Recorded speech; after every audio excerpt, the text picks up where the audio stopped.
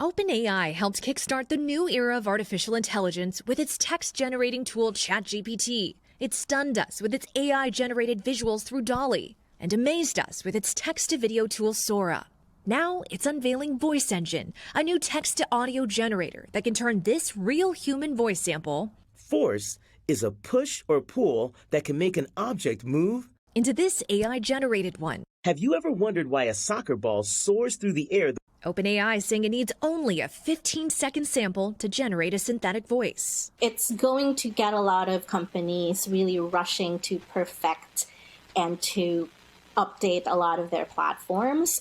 OpenAI is not the first company to demonstrate the ability to clone voices. The risks of the technology already clear. Does it impress you or does it concern you? I have to admit it's impressive, but I'm very concerned at the possibilities for these kinds of powerful technologies. There are no regulations so far.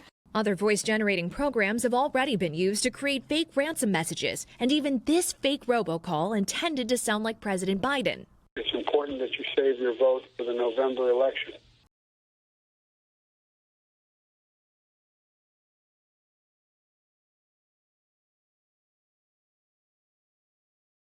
OpenAI acknowledging the risks of this emerging technology, saying in its blog that it's working on the tool with a limited number of partners, and that, quote, "We are taking a cautious and informed approach to a broader release due to the potential for synthetic voice misuse." But the company also demonstrating its potential, showing what it can do across languages. Friendship is a universal treasure.